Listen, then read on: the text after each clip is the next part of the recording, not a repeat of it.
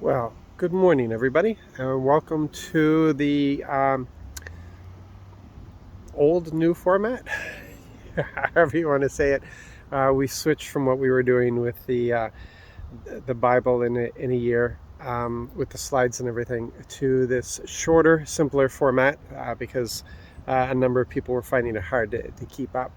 And it's better to stay with it and change the format than to be stubborn and keep the format and have fewer people participating. So if you're just joining in, it's a good time to join in because we're reading through the New Testament now, and that's good. So this morning, what we're reading through is Luke 1 and John 1. And it really strikes me, always does, especially after having just come off the Old Testament reading, how how God uses the unexpected. He uses the weak and the vulnerable. He uses the people who are really pushed aside and looked down on.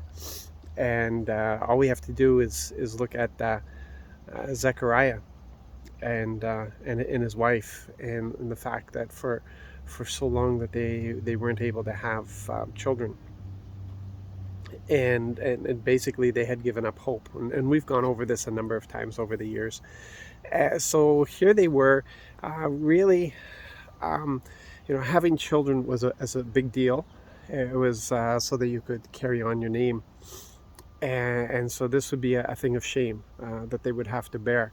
And God enters into that shame. He entered into that shame, and he chose them to give birth to the forerunner, to the spirit of Elijah, who would come through and prepare the way for the Messiah. It's just amazing. And we look around, and we will discredit people. We will look at them and say that they're not worthy. There's all kinds of things. So we want the perfect people. We want the perfect leaders. We want the perfect situations. And the Lord knows that there's no such thing.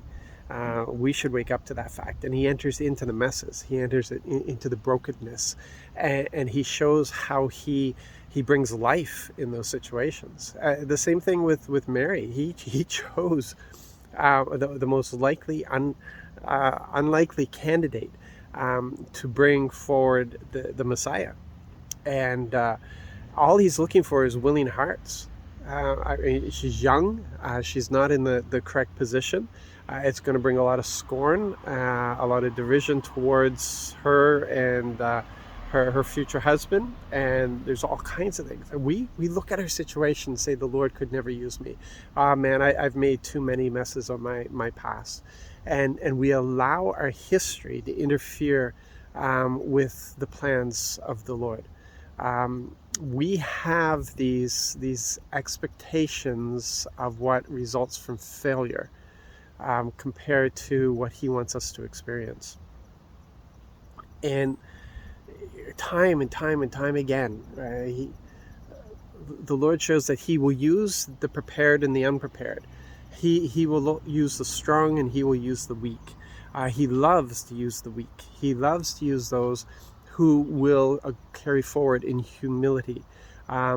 He does not ever want to destroy anybody by coming in and allowing his choice to bring about arrogance in their life and destroy them. So we have to understand that we constantly must operate in humility with him. And the humility might be easier for some of us than others, right? When the Lord chooses us and we don't have much to offer, it's easy for us to see that it's him who's working.